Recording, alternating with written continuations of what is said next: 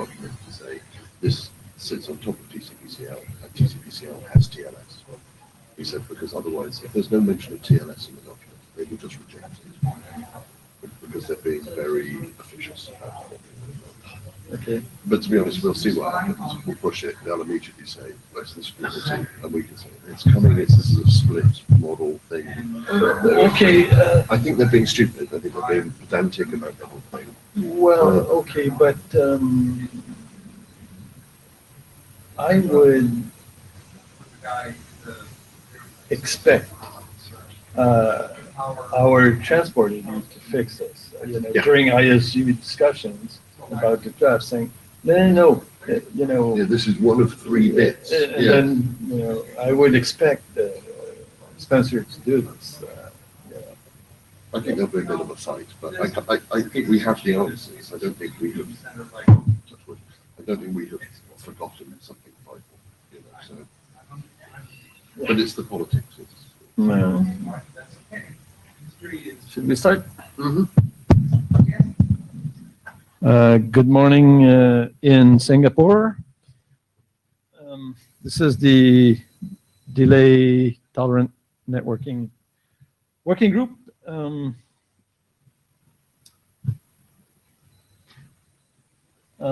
Where this meeting, as usual, is subject to note well, which is essentially, whatever you say or write is under the provision of this of the IPR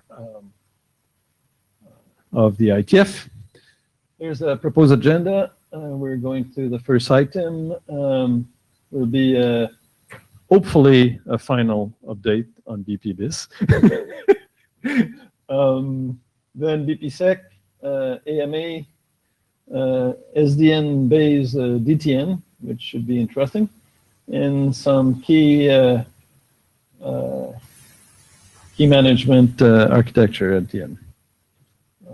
Hopefully that will fill out this meeting.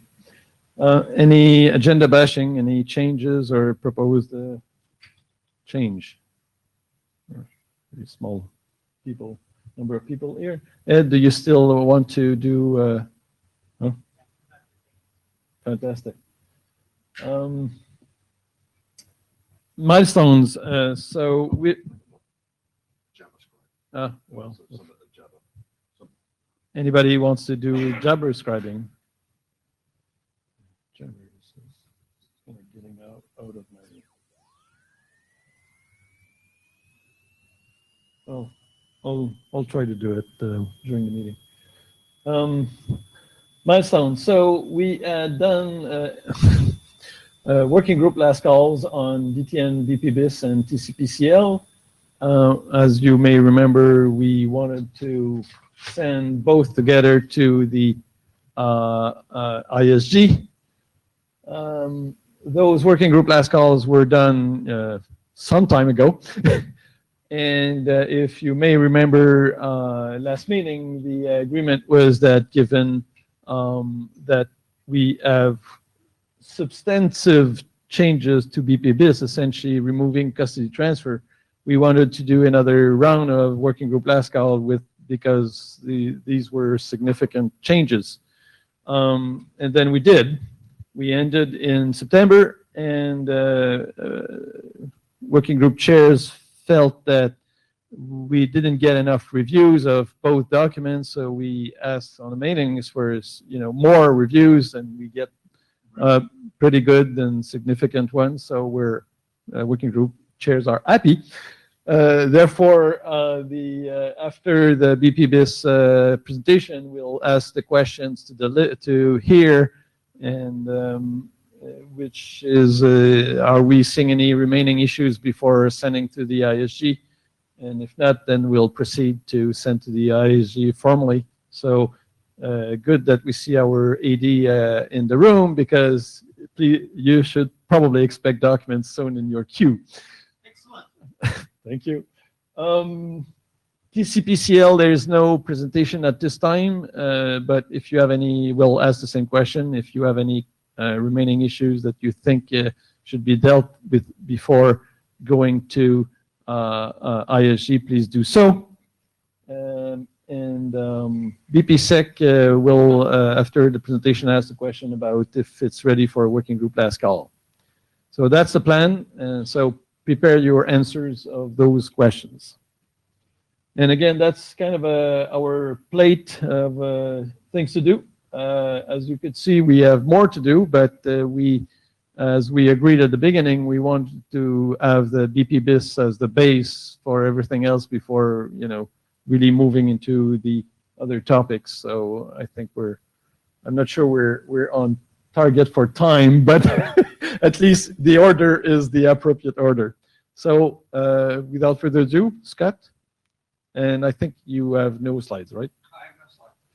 For different reasons. I unfortunately brought a laptop with me as always, and the laptop did not boot when I turned it on in the hotel, and it's currently in the repair shop and may be fixed later today. So I have no slides. Scott, you need to step a little bit closer to the mic. Yeah. It's very sensitive. Oh, okay. Is that all right? Oh, yeah. That's Good, good.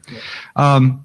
So rather than present slides, I'll just speak extemporaneously for about 30 seconds because I think that's about all there is to say at this point. The review comments that came in on the mailing list since the second work group last call began, I think have been very helpful. There were not an awful lot of them, but in particular there were some from Lucas, I think it's Collard, I'm not sure I've got his last name right, at Technical University of Dresden, who is, my understanding is he's doing a formal definition of the bundle protocol, and in the course of translating the spec into a formal notation, he uncovered a number of places where there were ambiguities in the language, which I thought was extremely constructive. They're small changes, and I think they definitely make the spec a little bit stronger. At this point, as far as I know, there are no major outstanding issues with the specification, and so I am at this point prepared to ask if we can proceed with that first milestone and move the specification into the steering group.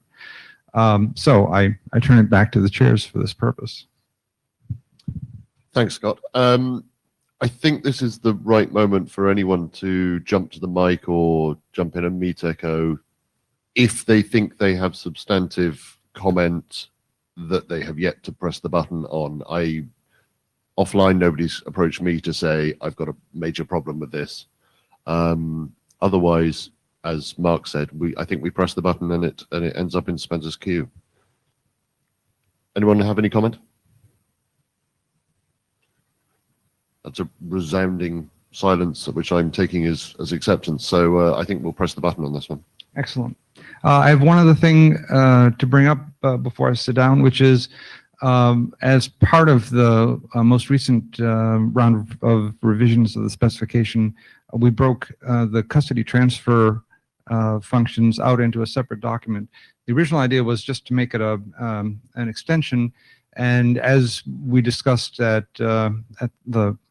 where were we? Prague. As I was looking at that, it dawned on me that what we were looking at there was essentially using bundle protocol as a convergence layer, as a reliable convergence layer protocol. And since that happened to align kind of perfectly with using bundle and bundle encapsulation as a convergence layer for security purposes, it seemed to me the simplest thing in the world, and an easy and I think fairly elegant approach to combine the two into a single document. So there's an internet draft out there been about there for like maybe 5 months on bundle and bundle encapsulation with custody transfer, a reliable or an optionally reliable convergence layer protocol. I haven't heard any negative comments on that specification. So while I don't but certainly not ready to move into the steering group. I think it's not necessarily inappropriate to suggest that specification be adopted by the working group as a working group document, and the next iteration of that draft be a working group draft. So I would propose this to the chairs as well. Thanks, Scott. Has anyone in the room read this recently? And equally on Meet Echo? I think the general consensus, as Scott summed up, is this is half of a portion of a document that was already a working group document that was pulled out for expediency. So from my personal perspective, rather than my chair perspective, I support this as a working group document. I think we will have to ask for the formal acceptance on the list, as that's the official manner of doing things. But has anyone got any comment in the room or on Meet Echo? Nope. But I think it's generally accepted, so we'll ask on the list, and I think it will probably go forwards. Thanks, Great. Scott. I think it's the right way forward. Thank you.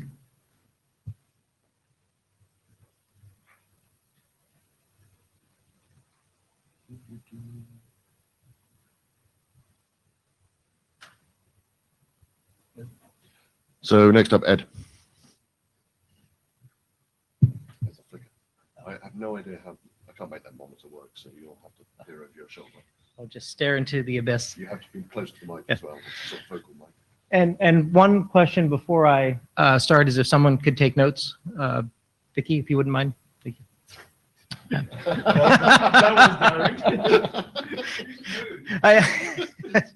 I know the name in the room, so. Okay, so my name is Ed Bahrain, and I have, believe, the next two presentations. This one is on Bundle Protocol Security, or BPSec. And I wanted to just summarize where we are with the specification, provide a few updates, respond to some outstanding comments from the mailing list, and then talk a little bit about next steps. So as said, before, for many in the room who have, or online who have read the specification, it has not changed in an appreciable way over the past few iterations. The motivation for the document has stayed the same. There are times in which you need security services applied inside of a bundle. There are times when you do not need security services provided inside of the bundle. When you do not want in-bundle security, then there are other mechanisms for securing bundles and payloads in general. But when you need security inside of the bundle, we needed something new, and that was the motivation for this specification. We did have a couple of design decisions that came forward. Different blocks within a bundle can be secured in different ways. We wanted to make sure that in doing that, the processing order remained unambiguous, and we needed to make sure that we could add and change cipher suite definitions going forward, because different kinds of network deployments on different kinds of devices needed different kinds of cryptographic strength. So to that extent, the overall specification defines two new extension blocks, a block integrity block and a block confidentiality block, which can then be applied to other blocks within a bundle. And it provides the processing order to manage those. And then at the end, there is a treatment on why we think this is an appropriate way of securing within the bundle blocks, and that was added as a request from the working group review, I think maybe 3 revisions back. So in this version, there were no substantive updates. Since the last, we applied some comments that we received on the -05 version of the document. We reduced the occurrence of must. There were probably 7 or 8 times in which must was capitalized and it should not have been. We corrected a very small number of misspellings. And then we updated the security analysis section in 2 ways. The first was we clarified a point relating to the security of long-lived bundles. One of our security reviewers correctly pointed out that there is a difference between the security vulnerabilities of having a bundle live within the network for a very long time versus having a bundle live in the network for a very short amount of time, but allow it to be captured and then worked on because the payload of the bundle is relevant for a very long period of time, which is a small difference and doesn't change the protocol, but it was something we wanted to address in the analysis. And then finally, there was a flawed assumption that we correct the assumption to say that there are certain cases in which certainly signature substitution can happen even in the presence of encrypting signatures, and that if you needed to really make sure that you were guarding against signature substitution, there was a particular level of cryptographic strength that needed to be applied here. All of this, again, is not normative or meaningful in terms of the specification, but was important to the overall security analysis of the protocol at the end of the specification. So there really are only a couple of outstanding comments that remain. I don't, sort of editorially, I don't believe that any of them are fundamental to the protocol itself. One was the observation that the specification defines a key value format for cipher suite parameters and for security results. The actual key value format is not specified in the BPSec document other than how it is captured in CBOR, and it is up to individual cipher suites for BPSec to define the keys that represent those particular cipher suite parameters and the results themselves. One of the reviewers of the document had made the observation that the fact that we would presuppose a key value format for cipher suite parameters and for results could be perceived as levying design on the cipher suites that would come later. And why would we need to do that? And couldn't we just make it an opaque block that the cipher suites themselves handle? I didn't, it was a comment, so I wanted to mention it. My thought was that I disagreed. But having said that, I think that if you maintain a key value pairing, certainly a cipher suite could say, I have a single key, and my single key is my opaque block that I would like to deal with, in which case there's nothing preventing a cipher suite author from using the cipher suites and BPSec in that way. So Mr. Dawkins says the responsibility. So just to make sure I understand, what we're talking about here is that this would not be a must. Is that what we're saying? Well, what we are saying is that the comment was that the key value should not be a must and perhaps a recommendation. Okay. My response to the comment is no. I would like the key value to be a must, but cipher suites determine what those keys are and what those values are. Thank you. Thank you for helping me unravel that on a Thursday morning. That sounds like a plan to me. Thank you. Excellent. Thank you. Another comment that was received on the mailing list was a concern as to whether BPSec could be talked about and standardized in some way if BP Biz was not. The comments associated with that was essentially to disagree for a couple of reasons. One being that while BPSec is a set of extension blocks, the BPSec standard points to the BP Biz standard in terms of how extension blocks such as the BIB and the BCB would be represented and serialized and handled and so forth.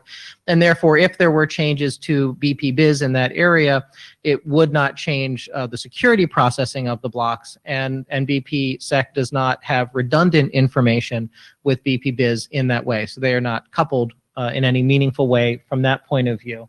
Where they are coupled is BPSec does assume that there is a extension block identifier in the block header of BP Biz, but I think that from a risk standpoint, the chances that that is going to change in any future spin of BP Biz is very, very small. Finally, the behavioral changes to BP Biz that may or may not come about if there are changes to the behavioral changes to BPSec that may come about from any behavioral changes of BP Biz are things that are handled as a matter of security policy and perhaps a matter of cipher suite identification.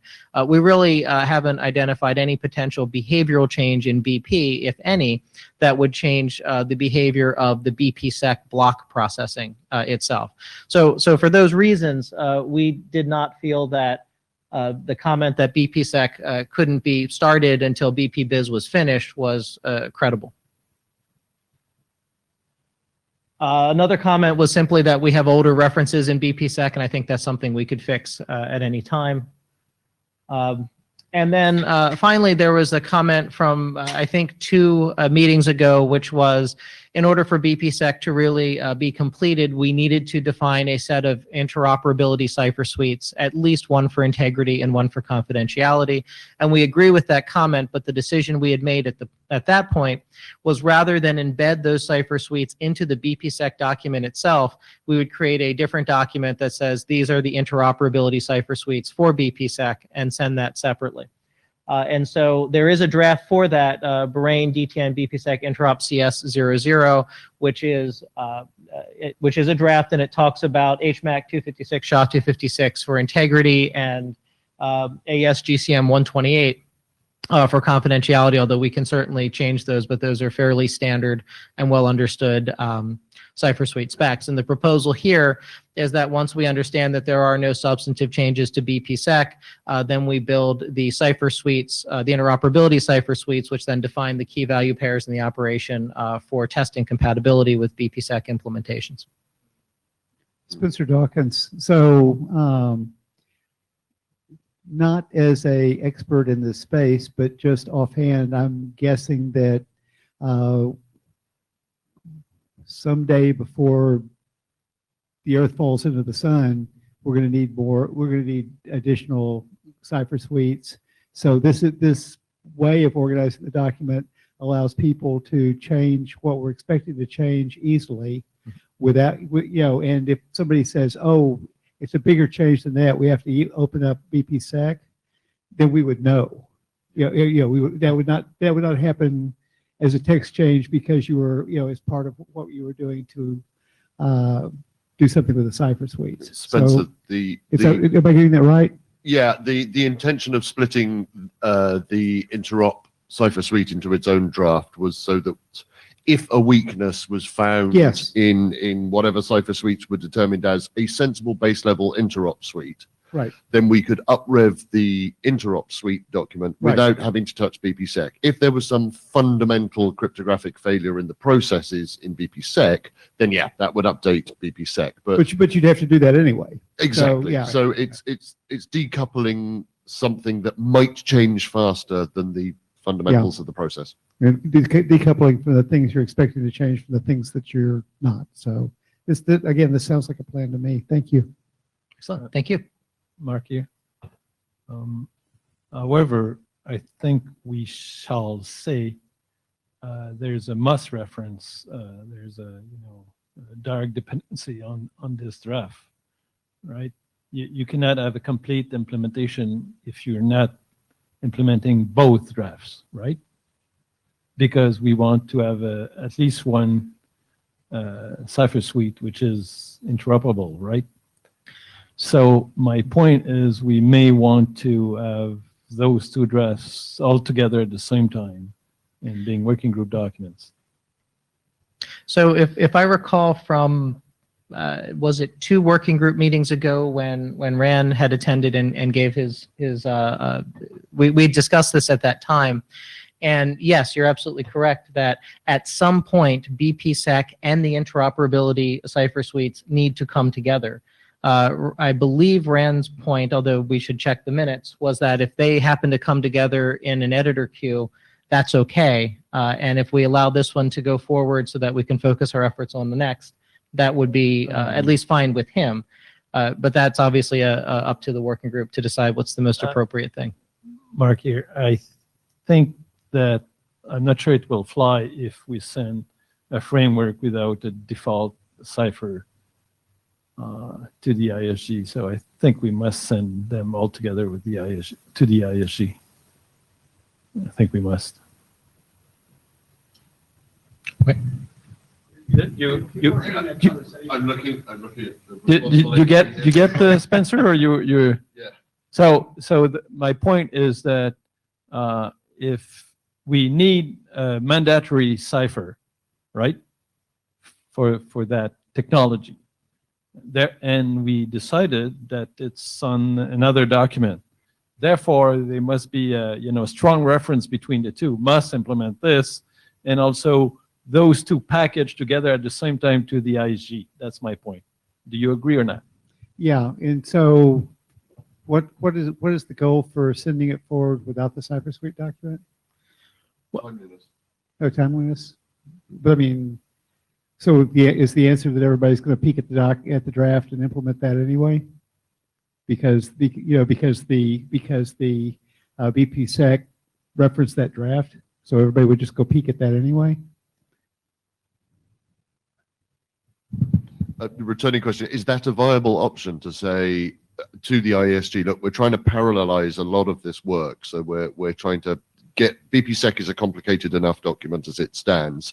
Yes, we have a compatibility suite and we know this needs to be written, but it's lagging a little bit behind. Can you just double check the assumptions with a draft that is a working group document that will be coming to the IESG fairly soon? Or will they just reject that out of hand? Well, one of they won't. I think if I would, like I say, if I'm trying to help what I'm understanding you guys to be trying to do, I can put in last call text that there is a normative dependency on this, on the Cypher Suites draft, that we're expecting it to be harder to, we're expecting the BPSec draft itself to require the kind of review where you're assuming that there will be a plausible Cypher Suite, but that's not that's really not, which one it is not really relevant to the review of that document, and that you want to start the community review of that document early. Is that fair? Mark, here, respectfully, Yeah. my own personal opinion, Yeah. it won't fly at all. If I were a security AD and you're pushing me a security technology without a Cypher Suite, mandatory Cypher Suite, then you're not flying. That's Okay, my take, but well, I just may to- be wrong. Okay, if you're trying to do something that's not violent to the process, the other possibility would be just ask for early sector review now, which you can do, the chairs can do whenever you're ready, and that doesn't require IETF last call. Clarifying question. Sorry, Rick Taylor here. Early SecAD review of the Cypher Suites or the BPSec? Of BPSec. If it's going to blow up in sector, that would be, you don't have That's to where go it's to gonna blow. IETF last call to prove it. So I would just sort of add the comments there that, I certainly, from my point of view, both of them seem like, viable paths forward. One of the concerns that we had was, to echo Rick's point, that BPSec is fairly complicated enough. An interoperability Cypher Suite is necessary for implementation, because if you don't have an interoperability Cypher Suite, how do you show interoperability? However, if you were to look at these draft documents, I don't remember exactly, but I think the interoperability Cypher Suite is maybe 3 pages. The amount of complexity in that document is relatively small, because you say, well, we're going to use this Cypher Suite, and we're going to point to COSI for the keys and the key enumerations and so on. But more importantly, a question becomes the breadth of review that we are hoping to get from BPSec is to understand symmetric key and asymmetric key, different ConOps, different network deployments, and so on. I would hope that the presence of an interoperability Cypher Suite would not reduce in some way the scope and the diversity of the review that we would hope to get out of BPSec. Yeah. And just to be clear, I am an area director, but I'm not directing the working group to do anything except the right thing here. I'm telling you what the tools you have at your disposal so that you make an informed decision.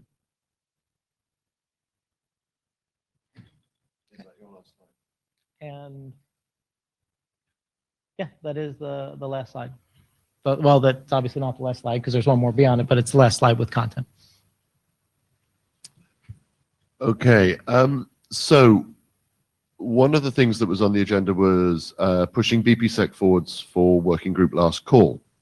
So based on that discussion we've just had, my suggestion as chair would be that we ask for an early SecAD review if the working group is happy to put this into last call. So BPSec would go into last call if people are happy, and we'd ask for a SecAD review and I'll get the words right. So the Security Directorate early review, And at the same time, we would, you are asking for working group adoption, or the working group probably should adopt the interoperability cipher suite as a document, because currently it's Ed's personal draft, and that should be a working group document or a document of that sort. Again, that's a question to the working group. The idea being that we have Security Directorate reviewing BPSec prior to it going to the IESG, and we have an interoperability draft that is cipher suite, sorry, that is a working group document ready to line up at that point. Was that a slightest bit understandable? And does anyone have any comment? Scott Burley, I think I understood all that, and I agree with it. I think we should do those things that you were saying just now.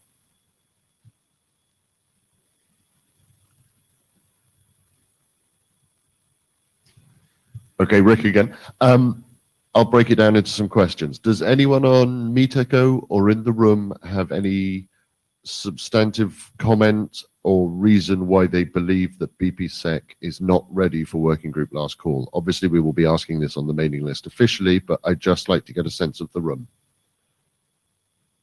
How many people have read it recently is perhaps a good question as well.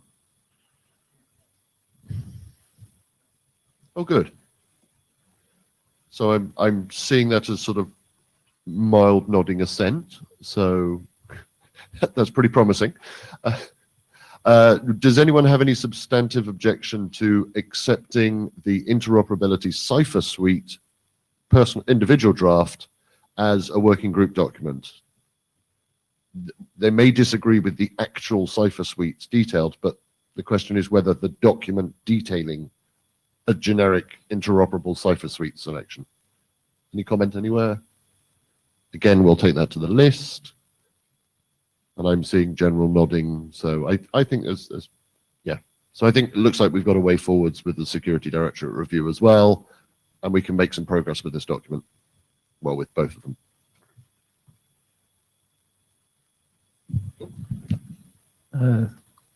Thanks, Ed. Another topic that we had in the agenda that we didn't have a presentation was about TCP/CL. So the question to the room here is, do people feel that it's ready to send to the ISG, or there's still remaining issues about this document? Please speak now. Victoria Pritchard Davis. I'm just doing a review of this at the moment, so I have got a lot of comments that I will send to the list very soon. I don't think it's ready yet. I'm happy to help out. And when should we expect your review? I'm sorry, but you put yourself on the spot. I'm about halfway through, so I'm hoping in the next couple of days, hopefully. Okay.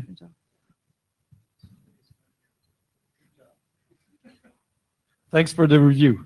Appreciate it. So we'll wait for that review and then see how it affects the spec.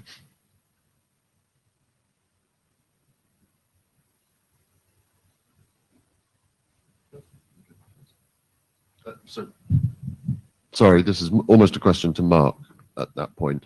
So I just want to get a feeling of the room. I know we're still seeing reviews coming in for TCP/CL, but I think the general consensus of the working group is that it's an important document that needs to get to working group last call, and it's already in working group last call, and it needs to get to the IESG fairly promptly because the intention of the group is that BPBIS, BPSec, and TCP/CL get released as one package, as a working system of documents. Thank you, Spencer. As a working cluster of documents that define DTN transport. So given that BPSec and BPBIS are now maturing and going up the pipeline, can I ask people to have a good look at TCP/CL to help Brian really drill it down, because there's actually a lot of work involved in doing these things. Brian's done sterling work on it, but I think it's a working group document. It's not just Brian's document, so we've got to help out as well. And thanks for all of you who have been doing good reviews. So next up, Ed again. Is that working, or is that just doing something stupid?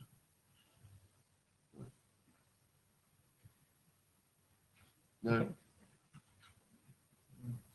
Almost. LibreOffice slideshow. Is that working? I'm starting to guess.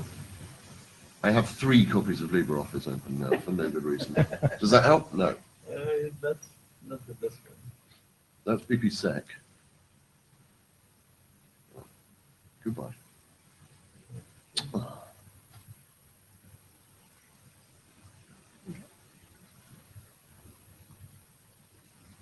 Yeah, no. What is it doing?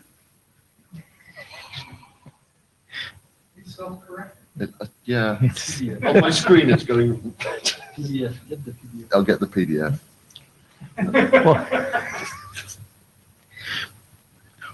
So while we're putting that up, I can start with some of the front matter. Excuse me. So several years ago, we started attempting to address the problem of what would it mean to perform network management in a highly delayed or contested environment. And many of the observations that we had made up to that point involved the need for levels of automation and autonomy on individual nodes, individual sensor nodes or nodes that were acting as cluster heads or other things when they don't have high availability, high rate links back to network operators. And that seemed to be a little bit different than the operational concepts around things like SNMP and NetMod and NetConf. And we started to look at other areas where people had developed autonomy and automation models that went beyond filtering data, but also looked at local state-based evaluation and the engines and the expression mechanisms for putting that together. In around 2013 or 2014, we did some prototyping of a system and some demonstration of how that system could work. Particularly how it could work in highly constrained embedded environments, and particularly in areas where we would have security concerns around mobile code and embedded code. Oh, and here we are. And in all of that, we came up with a couple of things, and we backed into it a bit. We started with something called an asynchronous management protocol. And we realized that we had put, speaking of dependencies and multiple dependencies into a single document, we realized that what we had put together was an operational concept and a system model separate from a data model, separate from a protocol, which represented one potential encoding of that data model. And so what we did was we broke those out into 3 separate documents. The first one we've labeled the asynchronous management architecture, which is the AMA and is in its 06 latest draft, and we will spend a little bit of time talking about that.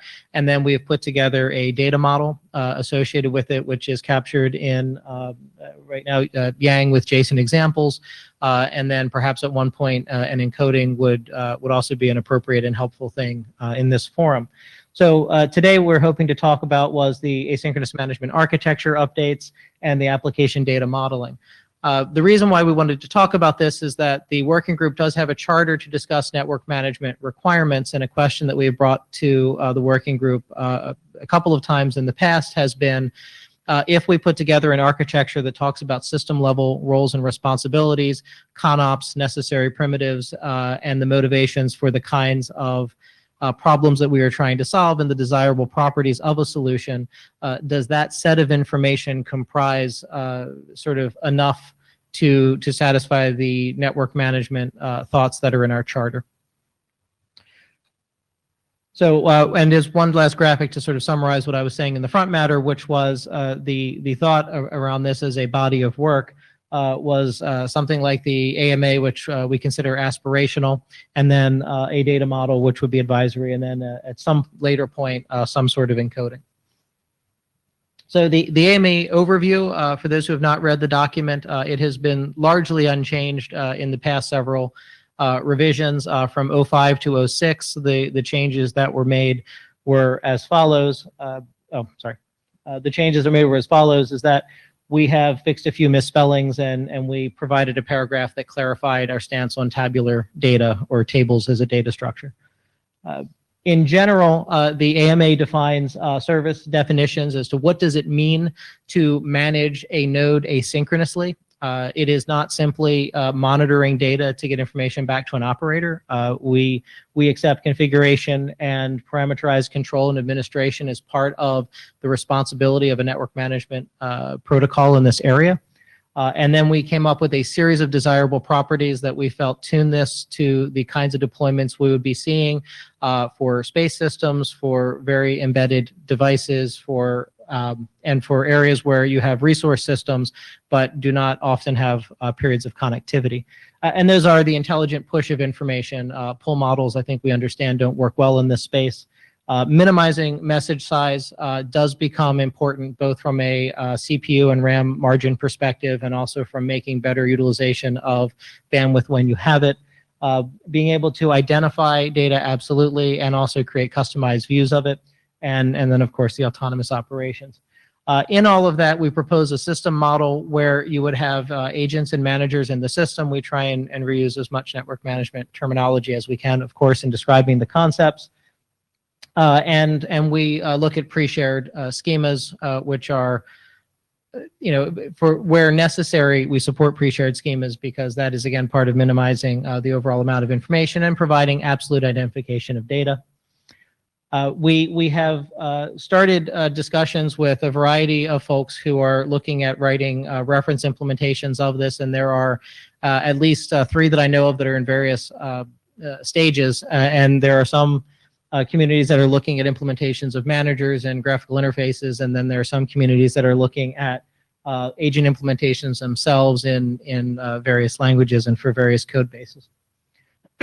In general, that is those are the highlights of the architectural model. If you have not read the document, of course, it would be requested that you do so. In terms of the data model, this document takes the primitives and the data structures that are theorized as part of the architectural model and provides a definition of them using Yang. So in particular, we wanted to separate the data specification from any of its potential encodings. We have had discussions. Some people would like a hand-packed binary encoding or a CBOR encoding. Others would like an XML encoding. It became very clear very quickly that the data model, in order to be exchangeable and interoperable across various encodings, need to be abstracted up a layer. And so we've done that in this particular internet draft, which is right now the draft Bahrain DTN-ADM00. And in that, we do have the data model, which is graphically shown on the right, where we have externally defined data, which are data items that are sampled external from the network management system themselves, such as from A to D converters and so on. Literals, operators, controls, which are opcodes or commands that can also be well named, much like the data, strongly typed variables and macros, and time and state-based rules and reports and tables. And those have been put together into a couple of different Yang structures, which are also in the internet draft, which we put together briefly here. And then at the end of it, it rolls up into what we call an application data model template, which is something that we provide to potential users so that they can put their data model together in a generic form. And then here would be an example of a filled out JSON example to that template, assuming that there aren't any future changes to that schema. And then lastly, just a single slide to wrap up, which is that there are a couple of reference implementations associated with this, and they're really mentioned just to show that we are trying to make sure that as we put the data models together and the roles and responsibilities together, that the standards are unambiguous and implementable. And that we're able to have a discussion of representative performance, particularly CPU and RAM margin on representative platforms, because it is important that we spec a system that is unambiguous and that doesn't overly burden the very resource-constrained devices in which we would like it to run. So that is where we are with the asynchronous management work. There are 2 drafts that are out. In particular, the AMA has been out for some time, and a question that has been asked both on the mailing list and in previous working groups is the level of information that is there sufficient and useful to answering our network management questions for the working group?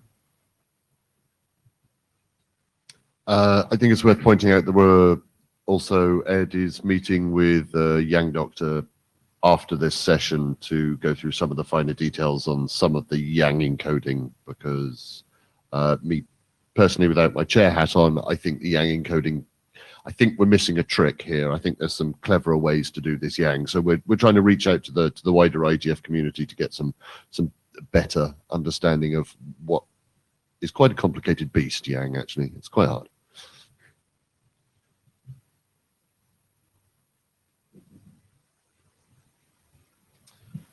Okay, so Ed, these are both personal, individual drafts. Are you asking for working group adoption of these, or are you just asking for people who maybe sat in this room who might be interested in working with you on this? I'm unclear. Oh, so my apologies. So I am asking for working group adoption of the AMA spec.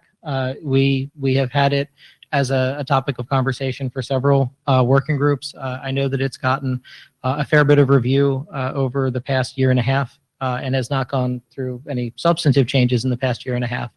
And then if anyone would like to participate on the ADM, I would like eventually for the ADM document to also be adopted, but I think that would be something that should come after the AMA document. I think it's worth pointing out at this point that the asynchronous management methodologies that Ed is proposing here is I don't think the intention would be that this would be the one true way of managing DTN-based devices. I think your suggestion, and correct me if I'm wrong, is that this is a way of managing devices that fits a certain use case. For other devices and systems using DTN, you may want to use a more connected management solution or whatever. So this is one solution to the problem, and I don't think the feeling from the working group is this shouldn't be the only way that we consider DTN-based networks to be managed. Scott Burley, and it's not only, my understanding is it's not only the only single one true way to manage a delay tolerant networking, it's also a potential way to manage networks other than delay tolerant networks. Is that correct? And I think that's an important point for people to be aware of, that there's the utility here beyond the DTN working group, potential utility beyond the DTN working group. I think I'd agree. I think this has utility outside of this working group, but I want to stress that I don't see this as the exclusive management proposition for the DTN working group. I see it as a useful one, but not exclusive. So I'll just comment that so certainly the thought behind the asynchronous management architecture was to say, if you make certain assumptions on the characteristics of your network and your ability to manage them under those scenarios, then this is the architecture that you will find yourself falling into, even if you wind up doing that with a different data model or with a different set of encodings. In that sense, it's hard to say something is the one and true, at this early stage. But what we can say is we have not at this point identified operational constructs that cannot be fit within the AMA architecture. If there are pre-existing deployments, or if there is additional back channel or alternative mechanisms that essentially do not incur the constraints that AMA is trying to solve, then certainly there are other options beyond AMA. But to Scott's point, when we have talked to some people who are not deploying DTN, they've come back and looked at this from an automation standpoint and said, really as a matter of cost and understanding, putting that level of automation into these devices that does not involve mobile code, that does not involve running, and deploying scripts, and that does not require, the level of attention that other solutions that they're trying to deploy requires, has been motivating for them, even though they do have the connectivity. So it's difficult to make a one-to-one mapping between where this is. So anyway, but the long comment is, I'm sure there are other ways to get up the mountain, if you will, but the AMA, I believe, is uniquely suited for DTN. In those constraints, even for the non-DTN people who are coming in, they're coming in because they appreciate the autonomy and automation that we know we need as an existential enabler, as opposed to simply a cost saver. Yeah, understood. Thanks. Okay. Okay. So nicely following from that, I think the next presentation is on an alternate way that one might want to manage things over DTNs, which is why I was setting up to say that although personally I think this is a very elegant solution to automation, I believe there are other ways to manage systems that are using DTN as a transport. So thanks, Ed.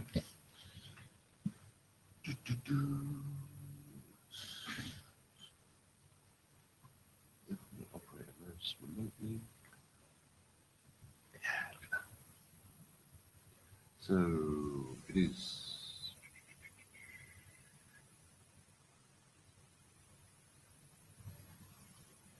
So next up we have Taijin Li. I'm afraid my Chinese pronunciation is really bad, so I can only apologize if I have your name wrong. I've got to try and make this work. Hold on. Slideshow. Start. Yeah. Thank you. I know, genius, isn't it? You have to be very close to the microphone. Okay. Morning, everyone. My name is Taijin Li, and I am now a doctoral student from Beijing Jiao Tong University. Today, I will give a presentation about the draft about the software-defined DTN-based satellite networks. And I'm very sorry for my poor spoken English and English listening. I'm very sorry.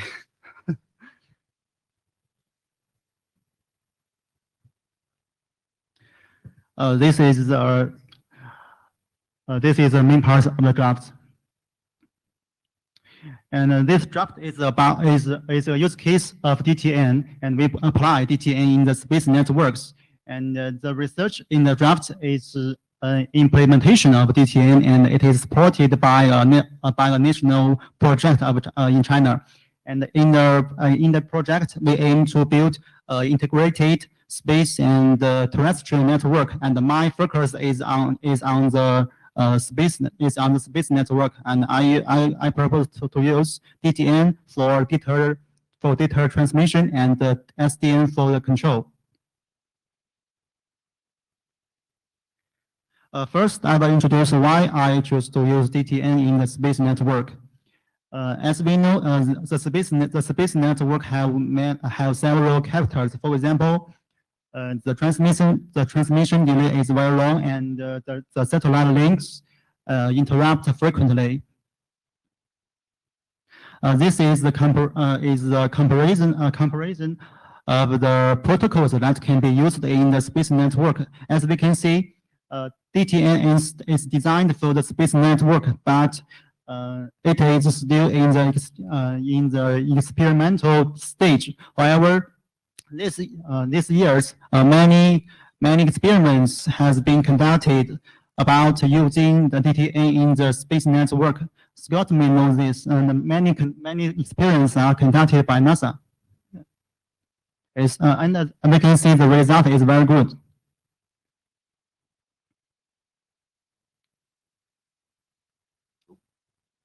It may be interactive slides aren't working. Oh, no, Okay. All in all, DTN is typically applied in the satellite in the scenes where there is no guaranteed end-to-end path between the source and destination. The original design is very suitable for satellite network links. Okay. Then I will introduce why I chose to use the SDN in the space network. As we know, there are many problems in the traditional satellite networks. For example, slow configuration, inflexible traffic engineering, and inefficient service delivery. So we need a new design. In the past years, a lot of projects are focus on the new architecture of satellite satellite networks. For example, the Internet is SCAN, OneWeb, and O3B. And in China, we also have many national projects about the new satellite architecture. And so, in our project, I propose to use the SDN in the space network for better control and better management. Then I will introduce the 3 key points of the design. The first one is the separated control plane and forwarding plane, and which we place the controller on the GEO satellite and the forwarding devices on the MU and the LEO satellites. And to separate the control plane and the forwarding plane, we use two different sets of ION script, and that is we use the ION script of the control plane, control link, and we use the ION script of data link. The two sets of ION script are different. So we in this way we separate the control plane and the forwarding plane, and the whole architecture is called the software-defined satellite networks. It is also called the SDSN.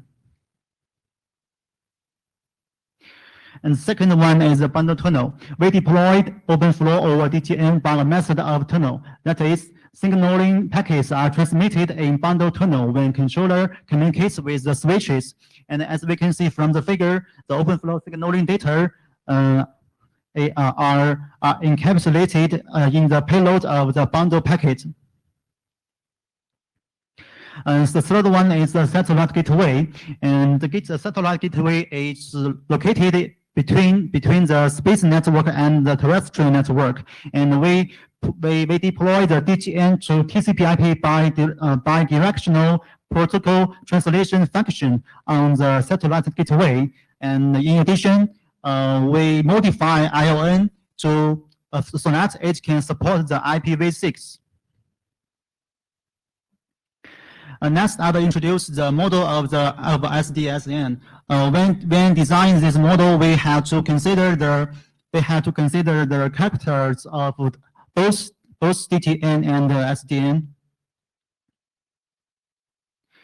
Yes. Sorry, my Linux laptop doesn't particularly like PowerPoint. Okay, I can only apologize. In SDSN, the transmission of the packet can be divided into 2 stages. And the first stage is that the packet arrives at the satellite and the packet is stored locally. And the second stage is that if there is a available path, the packet is forwarded to the next hop, and the controller will tell the packet where to forward. And both of the 2 stages can be modeled as MM1 queues.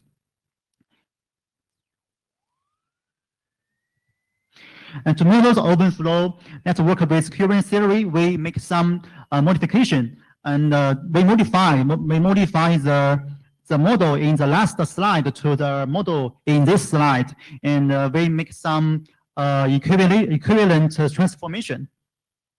And so we can use the Jackson model in the current theory to model the satellite nodes. And then we conduct the experiment to verify the model. And we deploy the post controller ION and the open switch to conduct the experiment. And we ran the model in MATLAB, and we compare the experimental result and the numerical result. And as we can, and the contrast term is the file sorting time. What is the file sorting time? It is the first packet of a file arrive at a satellite to the last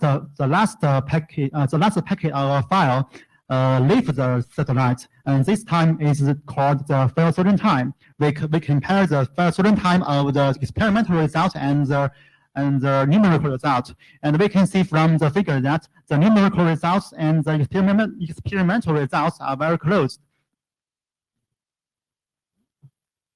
Then I will introduce the implementation of SDSN. These are the parameters of the 3-layer constellation. We use this constellation. It is moving. It's moving. Yeah. The constellation contains 66 LEO satellites and 10 MEO satellites and 3 GEO satellites.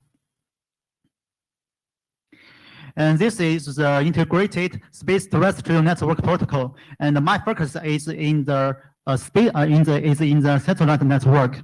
And we have several high performance servers, and we deploy the satellites on the OpenStack, and OpenStack are run in the high performance servers, and we deploy the DTN to TCP/IP protocol translation function on the SG1 and SG2. SG is for the satellite gateway, and the SNMC is the satellite network management center, and all of the virtual nodes, the nodes in the terrestrial are real computers, and the nodes in the space are virtual nodes. So both of the virtual nodes and the physical nodes consist of the whole protocol. And the links are configured by Linux traffic control tool, and the connections and the parameters of links are abstracted from STK. That is, we run the three-layered constellation in STK and get the parameters of links, and we use the Linux traffic control tool to simulate the links, to simulate the parameters of the link. And this is the machines of our protocol, and we have 8 high performance servers and 28 computers. We use, as I have said, we use the high performance servers to hold the virtual satellite nodes, and we use the 28 computer to create the terrestrial network. And the terrestrial network contains a small data center and a mobile network. And then at the last, I will introduce 2 use cases.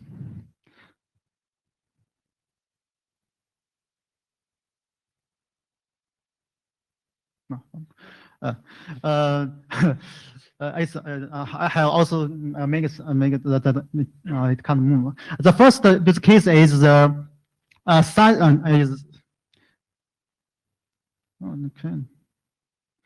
the first use case is site diversity. It means that a user want to send some data to the terrestrial network, and first the link is the transmission link is the link 1, but the weather becomes very bad and the packet loss rate increase. So the controller can collect this information and send the information to the SNMC. SNMC then make a new forwarding rule and send it to the controller in the GEO satellite.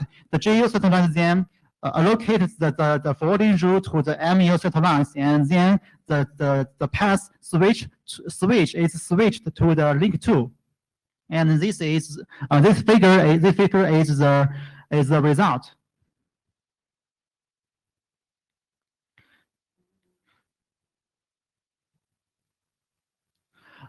The second case is the resilience of the network resilience, and this is case tell a story about one host want to in the domain 1 want to send some data to domain 2, and but suddenly switch in the path breaks down, and the controller in the terrestrial network collects this information and make a new forwarding route, and the path switch to another path in the terrestrial network. But suddenly, unfortunately, another switch in the path breaks down again, and then this situation is collected by the SNMC, and SNMC make a new forwarding route to steer the traffic forward where the space network. Then we can see the red line is the path that the data transmitted via the space network. And I think this use case can be used in the 5G backhaul network, backhaul service. And this is the result we get. This figure.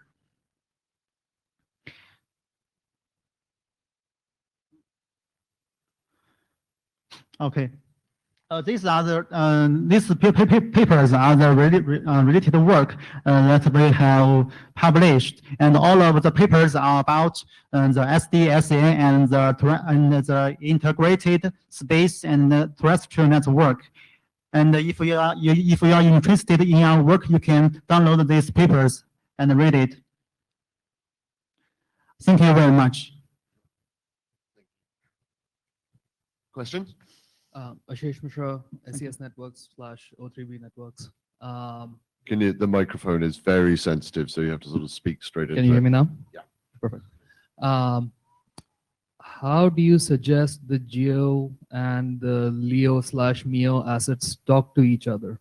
There is no ISL between GEO and other orbit satellites. Sorry. You mean why we are using the geo satellites to control? Or? No, I mean to say I'm not aware of any GEO satellite and a MEO satellite that have an inter-satellite link that works. Sorry. Do you understand the question? No. So back if to you go the- to the the layered links. architecture, The links between the satellites? Between the satellites, between GEO and LEO. How do you communicate between the two? Because it's how does the control one and the forwarding one talk to each other? Is that the right question? yeah, in the real world, I'm not aware of any satellites that can do that.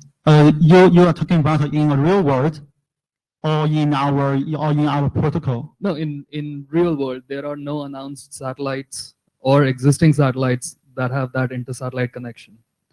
But the satellite networking is, I think, is, and for example, the SpaceX and the O3B and the OneWeb, they propose to use many small satellites to create a network, and so there must be the satellite links between the satellites, and so No. So OneWeb is not going to have inter-satellite links. O3B Networks does not have inter-satellite links. It's operational.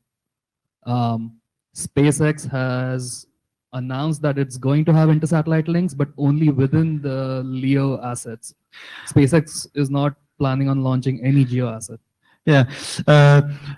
In China, There's two types of companies that have a GEO asset with a lower orbiting asset. There's governments, so NASA will have it, US government will have it, China government will have it. Yeah, and SES, which has the O3B assets now.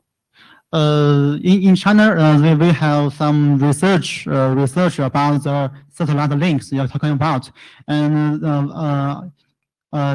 they use the laser link, and for now it is, you're right, it is very difficult for two satellites. They are because they are very, the distance between the two satellites is very long, and the laser can very hard to communicate. It's very hard, yeah. But the work in this draft is about something maybe happen in the future, and our project is the work in the draft is based on our project, and our project is someone that we research the future technology. Yeah, so we do some research about this. So I have a Sorry, can I just interrupt? This might not be the right forum to talk about LEO to GEO satellite link technology. So we're about the DTN transport, Right. and if I think I understand, Taijin Li was saying that this is a prototype implementation to test the use of DTN for the management rather Right. than individual satellite technologies. So I think that's probably out of scope. Sorry. Fair enough. Then in that case, I have a slightly more relevant follow-up, and let me know if it is relevant for this forum. The choice of using a geo asset for the control plane is interesting because even MEO satellites are closer to the Earth than they are to a geo asset. So you would have a faster connection to a ground station than to the geo satellite. So you're talking about why I propose to use the geo for control. Right. Can I interrupt again? I'm not sure of the relevance of that. I don't think the IETF is the right forum for that. I think it might be more CCSDS. Sure, talk about it offline afterwards, but We'll take it offline. yeah, I'm Okay. absolutely. I think it's an interesting conversation for you guys to have later. Yeah. Thanks. Okay. Thank you. Thank you. Hi, Ed Bahrain, APL. Hi. So there has been a lot of good work that is trying to understand how do we take these kinds of concepts, LTE concepts, open flow concepts, SDN concepts, and move them into these areas where we have the delay and the disruption. A question that I had, and I have not read the draft, and I apologize for that, is do you feel, where do you have to modify the protocols so that they can account for the delays? Because without talking about spacecraft architectures, when we come back and say, the links in general, whether it's a GEO link or a LEO link or some other link, the links are not reliable. They are much slower. It is one of the reasons why in these particular instances, many organizations don't want to spend the money to try and make them reliable. So when we talk about this, are you changing any aspect of the open flow or the SDN protocols themselves, or are you only tunneling them over BP? Yeah, you're right. Inside of BP? Yeah, you're right. And the link between the GEO and the MEO is not reliable. Yeah, you're right. And this may be our next steps to work on this field. And we for now, and we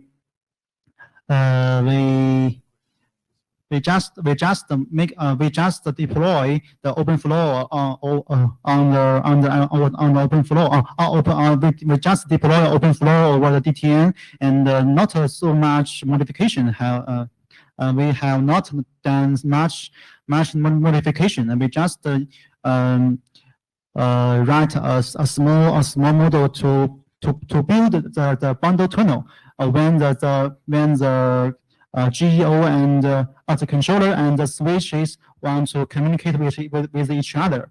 So yeah, and not so, we have not done much modification, and yeah.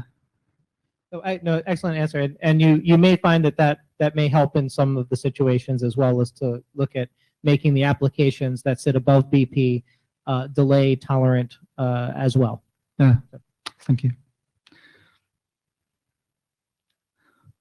Jörg, I'm a bit surprised that SDN, that open flow messages are actually happy being delay tolerant.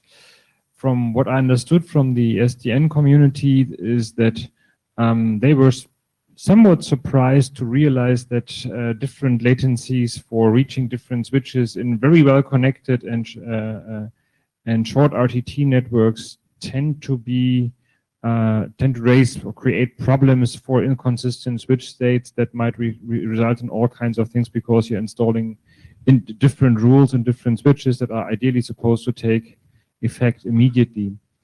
So making this even more delay tolerant does seem to raise a number of issues in terms of switch configuration consistency. And I'm wondering whether you have any thoughts on this. The open flow just work between the GEO and the MEO. So the signaling data or the control data are not stored in the nodes. Just the packets, the data packets are stored on the nodes, and the OpenFlow signaling data just controls the forwarding. So they are not stored in the. Yeah, you're right. The signaling data are not stored on the node. They just control. If we the RTT, yeah, the RTT between the GEO and the MU is very long, but in our experiment, it works okay. It is okay to encapsulate the OpenFlow signaling data in the payload of the packet of the bundle packet, and it works. It does work. Yeah. But if they are not being stored and forwarded, then why do you need to encapsulate them in the first place? It seems to be a hop by hop link then. Because we use DTN in the whole settlement network, and we don't want protocol transmission in the network in the space network, because the satellite nodes are limited in processing capabilities. So the whole satellite network are based on DTN, and so we want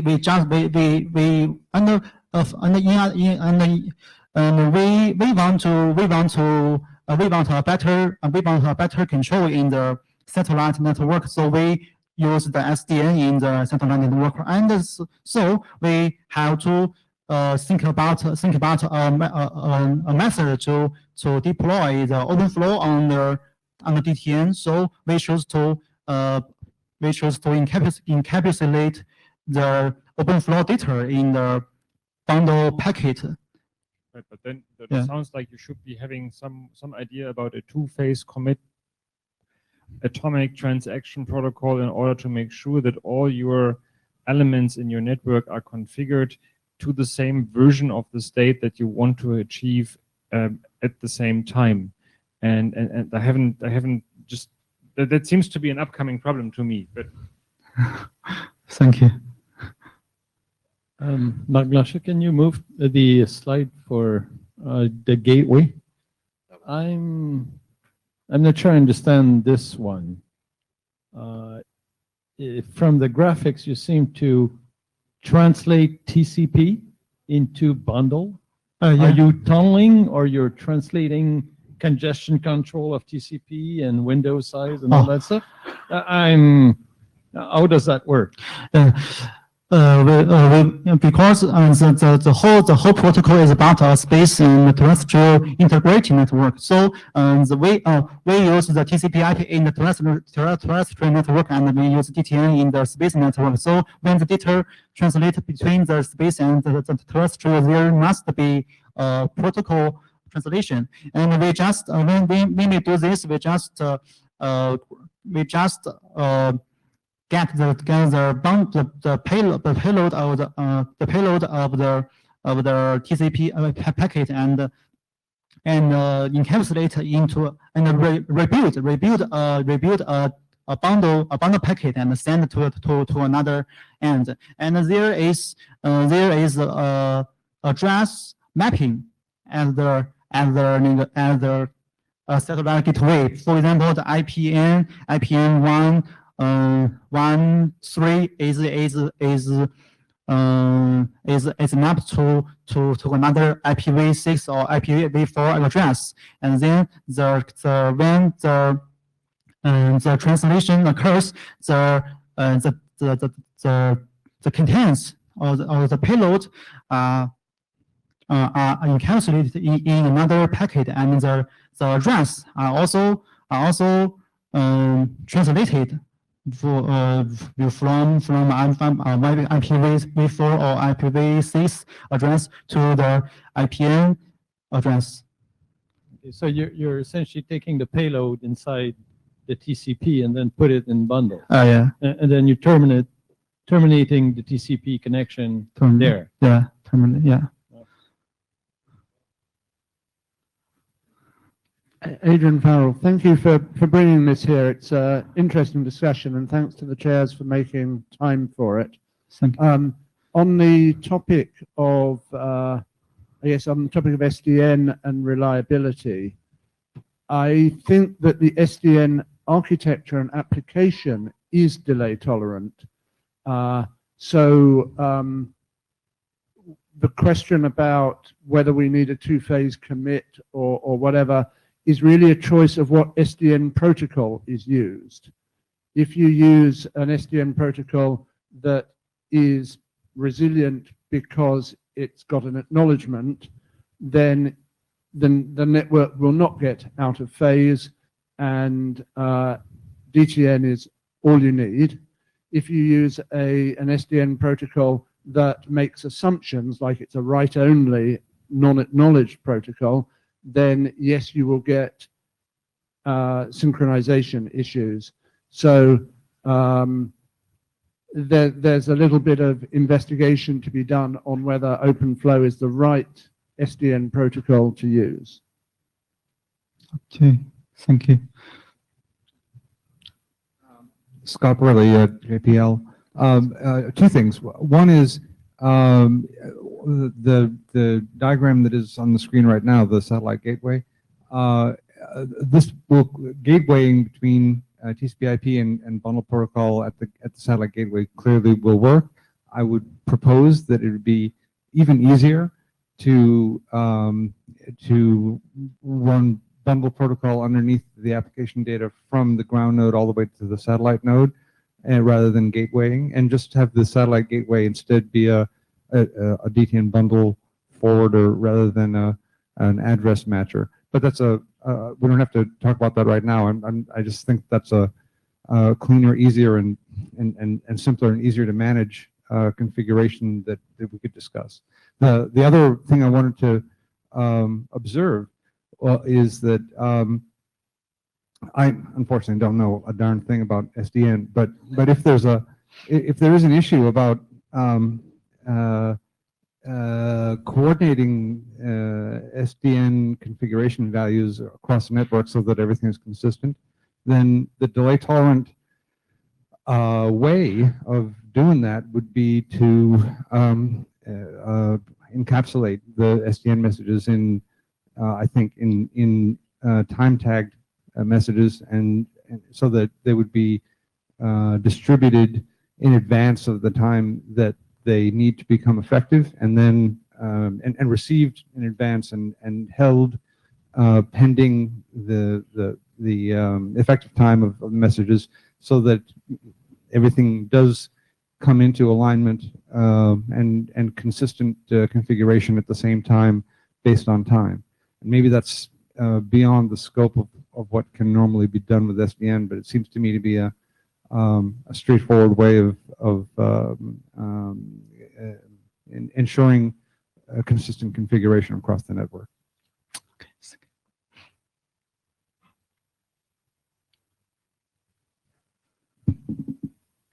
I wonder, how could geos ensure the control of the MLOs and LEOs?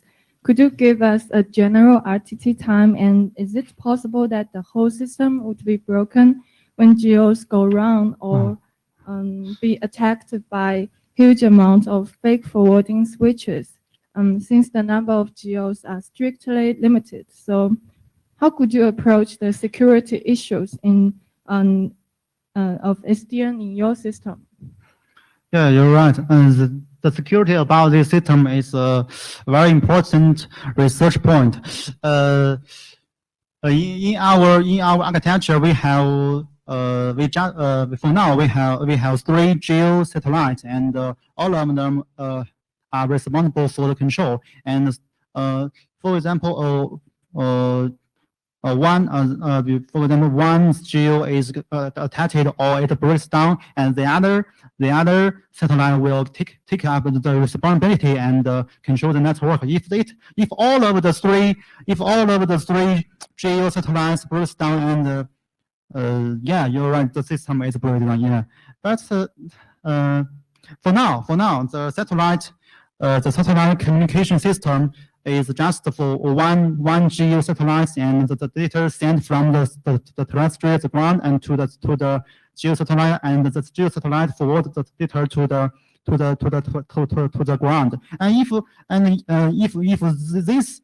this satellite is attacked and all of the communication system breaks down. So I think for now we just have to make more satellite link, maybe just set up more satellite. For example, we have 3 now. For example, in the future we may have 5, 6, 7, or 8.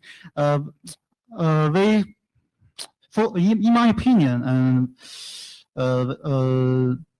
my opinion, this attack cannot be pretended. If your enemy want to attack your system, they just contact the controller, and we can't pretend it. In the terrestrial SD network, if we break the controller, and the whole system breaks down. So it is similar to the SD network in the terrestrial network. And if we break down the controller on the GEO satellite, yeah, you're right, the whole network breaks down. Yeah. So this is an important research point, and if we may do some research on if one GEO satellite breaks down, and another GEO satellite will immediately take the responsibility to control the whole network, and we may do some research about this.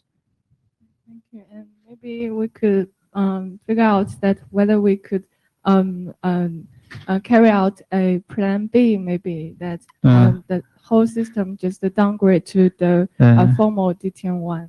Okay. Yeah, thank you. Scott Burrow, JPL. And actually on this last topic, a central concern of DTN architecture for about the last 20 years has been this kind of thing. And the sort of canonical way to address this, if I understood the problem, if I understand the problem correctly, is to do BPSec essentially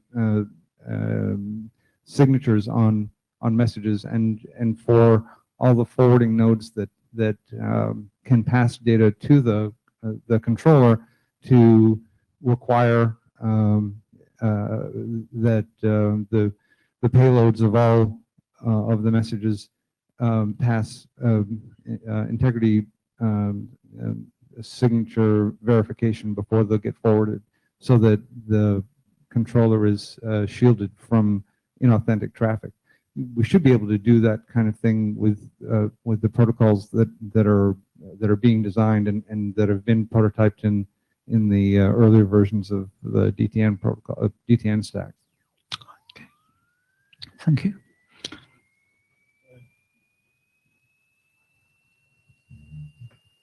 Thank you very much. If we don't have any further questions, is somebody monitoring Jabber? I know we asked for a Jabber scribe.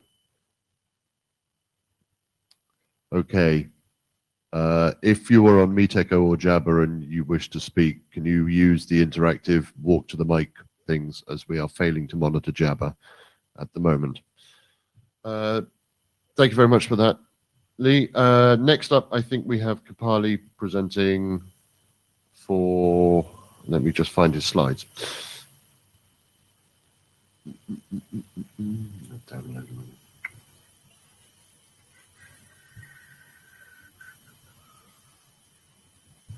Oh,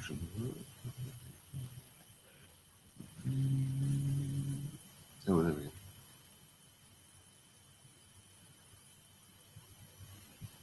Colin. I didn't recognize them. Yep. The left. Let me just work out how to. Why is this? I hate this screen. There you go. Right. Yeah. You have to be close to the mic. It's good. Yeah.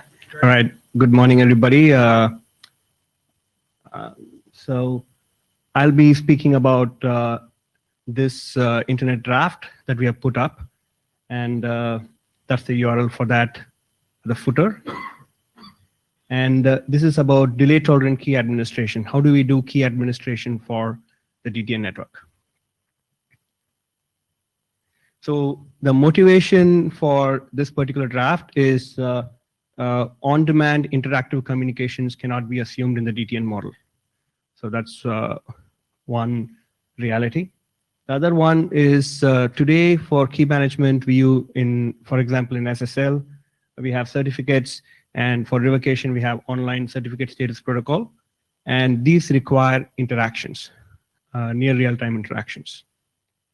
And so that's clearly not possible in the DTN communication model. So we need DTN-friendly public key distribution and revocation protocol suite. And this talk is about that. So the way I've organized this presentation is I've just done a screenshot. So whatever you see on the black font is straight from the RFC, Internet Draft, and the blue fonts is annotations for this presentation. So this is the high-level architecture for what we are proposing as delay tolerant key administration, and it's actually abstract.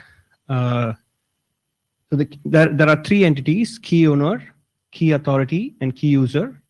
The key owner is the person or the entity that possesses the private key corresponding to the public key that needs to be distributed. The key authority is responsible for ascertaining the association between an address and the public key. So we have node ID and key. So that association, the key authority has to authenticate, and if it is satisfied with authentication, it has to periodically send a list of authenticated, such authenticated tuples to a distributed key user. So this is the high-level abstract architecture, and these are the three entities.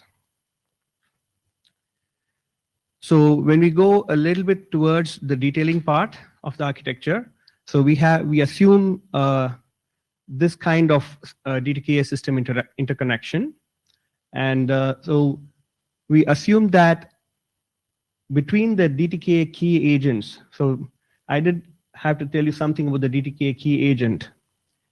So we see the key authority here, right? So the key authority in the abstract flow is shown as a single block. Now, that is a requirement for delay tolerant key administration, that there should be no single point of failures. And we have to really distribute the key authority to multiple entities in a fail-safe manner. And how we do that is this, if you're an object-oriented programmer, you can think of a key authority as an abstract class, and we will have key agents, which you will see in the next slide, as concrete classes that really implement it. So that's the flow over from this slide into this slide. So we have DTKA key agents, and a bunch of these DTKA key agents act as the key authority for a given application domain. And we assume that all the DTKA key agents are connected by a reliable link so that they can synchronize. So the authorities for that particular entity are synchronized within each other. And the communication between the authorities and the key users, that can be delay tolerant. And the communication between the key owner and the authorities, that can also be delay tolerant. In fact, we do not expect any real-time communications. And one of the important system configuration spec here is the public key of all the key authorities are physically configured on every node. That's the system bootstrapping, something like how your browsers have the root public keys in them when they are installed. So this is something like that. So coming back to the abstract concept, this is the avoiding the single point of trust that I said previously. And So the key authority role is distributed amongst multiple key agents, and we will talk about more of how this is done, how it is distributed, and how it is made fail-safe. We are going to talk about that. So we will now concentrate on the first link, that the interaction between the key owner and the key authority. We call that the node key registration. And this is a protocol where the key owner claims a particular association with the key authority, and the key authority has to authenticate it and see if that association is acceptable or not. And in the draft, we identified two such modes of communication for this first link. One is an out-of-band bootstrapping. This could be a USB link. So the key owner will have to create a USB, give it to an authority. The authority will physically go and verify, and if it is valid, accept it. That's the out-of-band approach. And that's an in-band approach also possible if the node ID was issued a public key previously, or previously the key authority accepted a node ID previously and it wants to get a new public key. So in that case, the in-band is okay. So both are allowed in the draft.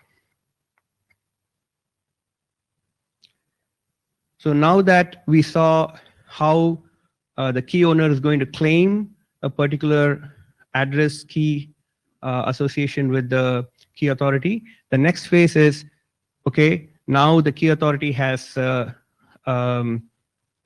accepted the tuple as authentic, and how does it send it out? So it has to send a list of authenticated node. It's basically bulking. It's a bulk send. So it has to collect all the authentications from key owners and send it as a bulk. It can send one if it wants to, but the association is in a bulk. And this particular communication, we assume is going to be protected by the bundle integrity block of DTN, employing the key authority's private key. So this is why everybody has to have the key authority's public key, or every key agent's public key must be available with everybody in the system. And again, instantaneous receipt of these public key updates is not assumed. So they are just bulletins. They are going to go with delays, and different key users are going to receive the bulletin with delays, with variable delays, and they will have to process it locally, asynchronously. So the message format for the key updates, this is what we have proposed for the bulletin. So that's the list of key authenticated node ID, key tuples. And the bulletin format is basically, there's going to be a bulletin hash. So this will be formed by every key agent that belongs to the aggregate of key authority. And each element of the bulletin will have a key information message, which is basically a node ID, effective time after which the key is valid. So it is some time in the future, and this node ID, public key is valid after that time. And again, there is an instruction about assert, revoke, or rollover. So these are the three operations on that particular key information message that asynchronous entity can do. Yeah. Rick Taylor, very quick question. Why the bulletin hash? If you're using BPSec, then you've already got integrity in and effectively hashback already at the bundle there. Do you see benefit to, is this for interoperability where you leave the DTN somehow? No, it is like we will see that we have to eventually, we are not going to send this bulletin as is. Right. So we are going to code this bulletin and send. So this bulletin is going to send us code blocks. So, and multiple key agents are just going to send the code blocks and not the bulletin. So they have to associate the various code blocks, and the key hash is going to help them as a unique pointer from multiple people. Scott Burley, JPL. Just to interject here, one thing that may not have been clear is that the before the list of authenticated node IDs and public keys is issued, that bulletin has to be developed as a consensus among all of the agents of the distributed key authority, and that single bulletin has to be bit for bit identical as distributed by each of the agents individually. And the bulletin hash is what essentially identifies that bulletin and validates that it is the bulletin on which all of the agents reach consensus. Right. So we'll see. Yeah, so it's basically a unique pointer that all the key agents agree, and they must agree, and we assume that they have agreed previously. Yeah. Thank you. So this is how the bulletin is formed, and again, as I said, the bulletin is not sent as is. The bulletin is erasure coded. That's a Q plus K erasure coding done on the bulletin independently by each key agent, and they form this code blocks using the bulletin. Again, as Scott said, every key agent must use the same bulletin in the same bit order, and that's why the hash ensures that the bit order is correct between all of them. And so a Q plus K erasure coding is done at authority X, and it's a little bit more than erasure coding. We'll come to that in the next slide. But Q plus K erasure coding is performed, and what is sent on the wire is actually the code blocks. That's figure 4, and that's a bulletin hash, which is carried over from the bulletin, a code block number, which is assigned for that particular key authority, what a set of code block numbers that that authority is allowed to transmit, and the code blocks themselves. Now, as I said previously, these code blocks, the security for this is over the bundle integrity block. So when we send it, there is a natural signature that's present in the bundle integrity block, and everybody gets a signed copy of this code block. So we are not dealing with that. BPSec will take care of that.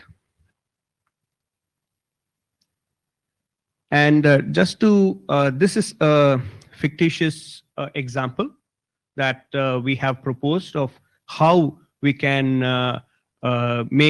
assign a particular code block number for a particular key agent, right? So over here, it's a 7+1 erasure coding that we assume is used, and we assume that 5 out of 8 key authorities, the code blocks from 5 out of 8 key authorities have to be received before the bulletin is reconstructed. Minimally 5 out of 8. If you get more than 5, that's good. And that's where I think the consensus that were reached previously, now every receiver, key user, can verify that the consensus was indeed reached. So this is sort of a proof that the consensus is reached. And so, for example, over here, we have 8 key authorities, KA1 to KA8. And because we have a 7+1 coding, we have blocks 0 to 7 for a particular block. And what we do is we assign, we inform, like again, this is a system level configuration that every user is told that these are the, like KA1 will only transmit code block numbers 0, 1, and 2. And if any other code block is received by from KA1, that is ignored. So this is a system configuration, system security configuration that is configured manually, just like the root public key configuration is configured manually on every node.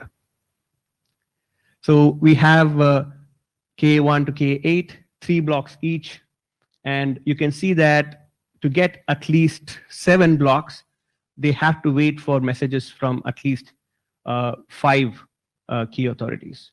For example, K1, 2, 3, 4, 5, when you get everything, of course, there's a redundancy built in, you get 6 blocks, and you can reconstruct. So this is one way of doing it. And again, coming to the summary of the presentation, DTK is a public key distribution and revocation mechanism for DTN. And it uses bundle protocol securities, bundle integrity block to provide non-repudiation and authentication. And it uses Q plus key erasure coding to distribute trust in key authorities. And it is configurable. The number of key authorities is configurable. And the idea of a key authority, many key authorities aggregating into a key, many key agents aggregating into a key authority is to realize no single point of failure requirement for DTK. And the details are in the internet draft. Thank you. Rick Taylor again. I really like this. Sorry, it took me a moment to get up to speed with the hash.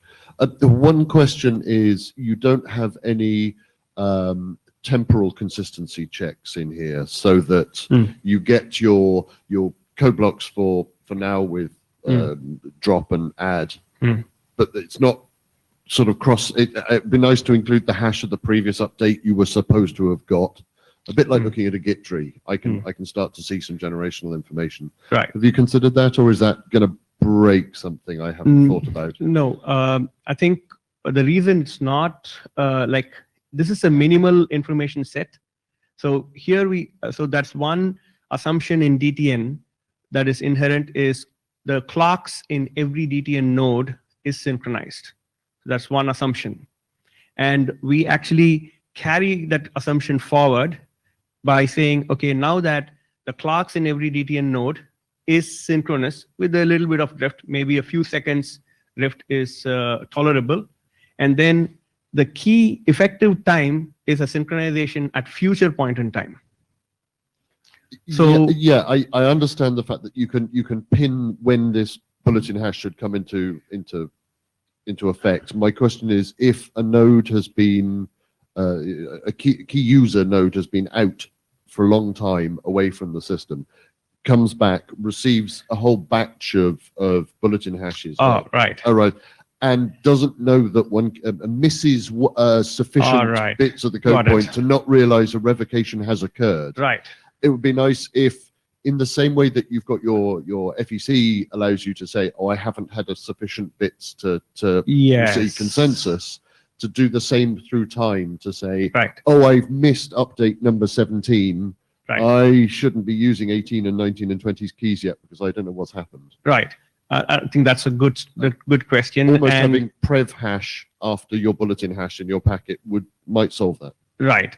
I think if the question, as I understand, is what if one of the key users completely lose on one bulletin, and how would they synchronize after that? And today, I think we have assumed that a bulletin that is sent is going to be received.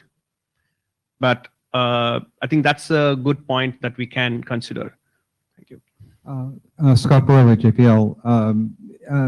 That's what I thought the question was going to be. I had an answer for, which is that the synchronization of time across the nodes is not necessarily critical, because the application of the keys by effective time is on the basis of the bundle creation time and so it doesn't, even if your clocks are wildly off, you apply the public key that matches the creation time of the bundle to which the public key is being applied.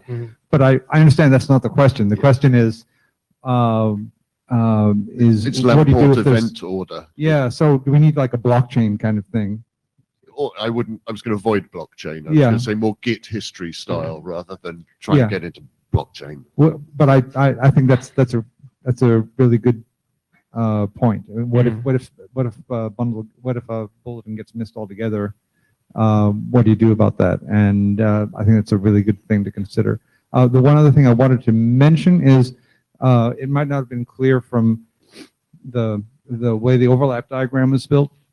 The intent of that overlap is to ensure that not only is there no single point of failure, there's also no single point of authority. That is, no single bundle agent is allowed to say, here's what the bulletin is. There has to be a consensus, and that's why only a subset of the bulletin can be issued by each node.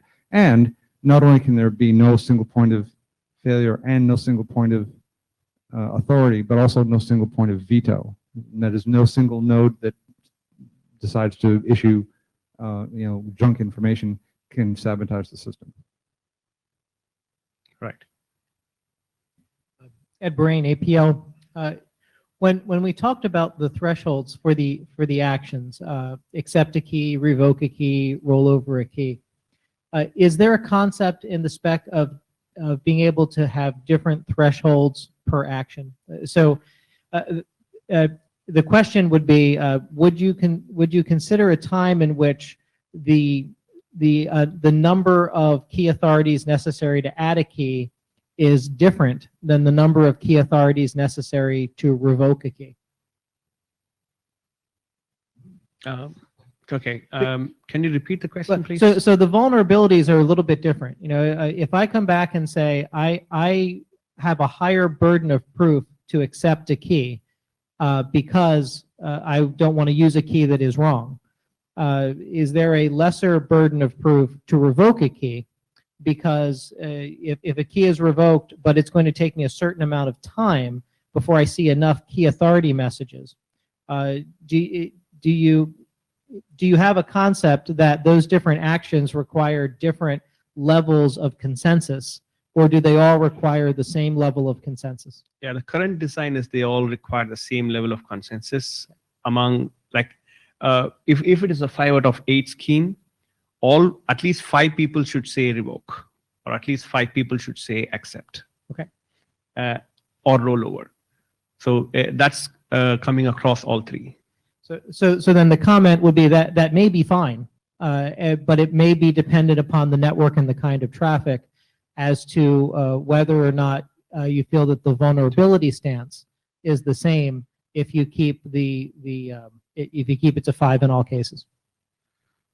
Yes, so that's a configuration, by the way. So the T out of N is a configuration for the operation. So they could actually do 1 out of 1, in which case it's a veto. If they say 1 out of 2, 1 out of 3, so we provide the mechanism to have a liberal policy, but the policy is actually a configuration detail of the operation. Oh, it is. So it does have the granularity of the operation. So you could say assert is this, revoke is a different. Yeah, but the only the mechanism does not provide, as you rightly identified, is assert, revoke, and rollover have the same consensus model. Like if it is 1 out of 2, 5 out of 8, it's the same. So then the comment will be, it may be worth just investigating whether to add that extra level of fidelity. Okay, so revocation is done faster than something like that. Well, there may be cases, there may be network deployments where I need 5 or 6 key authorities to agree on a key before I add it. But if any 3 revoke, then I'm going to revoke. And that may be a function of the dynamics of my network and how rapidly I need to revoke a key versus how long I'm willing to wait before I accept a key. Got it. Sorry, Rick Taylor, just jumping the queue slightly personally. I can see that being quite difficult with this because you wouldn't know whether whether you were allowed to accept the bulletin with your Q out of T until you'd accepted the bulletin. So I think it's meta information. I agree with you that this is config. How you would dynamically alter the config may be another whole protocol. Yeah, Scott Burley, JPL, just because this is a topic that's very interesting to me. A concept here has been that the key revocation can be just as mischievous as false key distribution. So it may be that a different level of scrutiny applies, but that in itself seems dangerous to me. But if we needed it, then I think it would have to be a separate, the way this is designed, it would have to be a separate channel. You have to have like a channel for key distribution and a separate channel with a different set of configuration parameters for revocations. It could conceivably use, sorry, Rick Taylor again, it could conceivably use the same mechanisms, but you're right, it's a separate out-of-band channel from this. Exactly.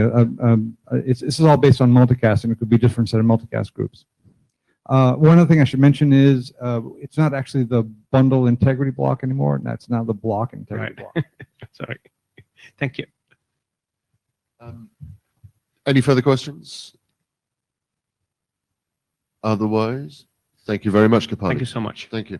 Oh, quick question. Are you asking for working group? This is a individual draft. Are you asking for working group adoption, or are you interested in feedback and might do another up rev and decide later? Yeah, I think we just discussed this. I think we are just we are not asking for a working group now. We are asking for feedbacks. I think we will be looking at it at some point in the future.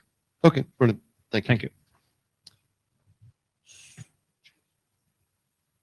So we now have a bit of an open mic.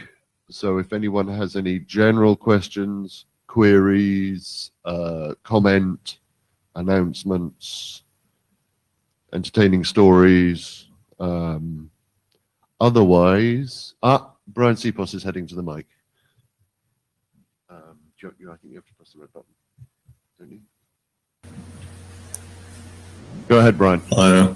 So I know I don't have a slot, and I know I didn't ask for one, but since there's a little bit of time, I will just mention that the comments that have come in yet on the TCPCL have been good editorial ones, and so far there's really been only one pending change to the protocol itself related to the size of the extension headers, and everything else beyond that, encoding the size of the extension headers that was commented on. But besides that, all of the comments have either been typo, nomenclature, or affecting the sort of alternate processing paths rather than the main typical processing path, which is good.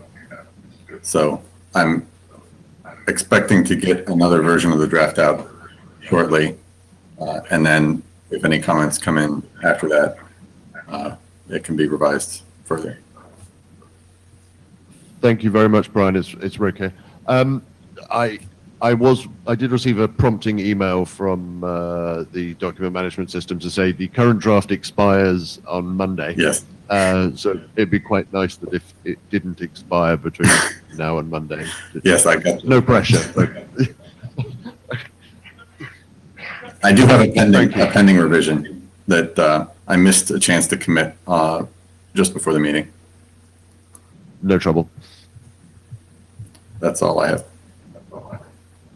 Brian, Mark here. I don't know if you heard, but we are expecting a review soon for your document. Yes. I did want to get, just because there was that one structural change to the contact header, I did want to get that out just so that it's available. Sure, I don't think anyone has any objection to a number of quick revs. You know, if you want to make the change and put it out, it costs nothing really. Okay. Thank you, Brian. So if there's any no other comments, we'd like to summarize our, next steps. We will be sending the BP-BIS to ISG. We're waiting for the write-up of the document shepherd. As soon as it's there, then we'll send it to the ISG. TCPCL will, as we just described, will be waiting for review and final final draft, and we will send this to the ISG unless there's a big change, on the spec, which we aren't seeing at the moment. We will ask working group to adopt the custody transfer draft to be a working group item. We'll ask the working group for working group adoption for the Cipher interop draft. We'll ask a security directorate review for the BPSec. We'll do a working group last call on BPSec, and we'll ask a working group adoption for the draft DTN AMA. That's kind of a large pile of things. So expect a lot of emails in the next weeks for all those adoptions, requests, and things like that. If no other comment, then we'll close the meeting. 1:12. Okay, thank you very much. And thank you very much for all the speakers and presenters. Always helpful.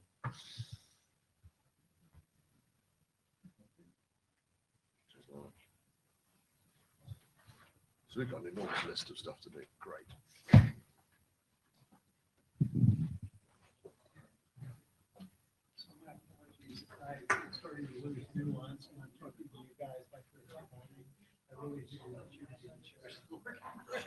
No, it's actually really helpful.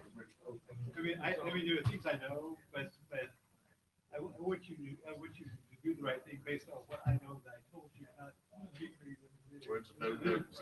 I suddenly, I sit down, I started thinking, does it sound like any of that was condition?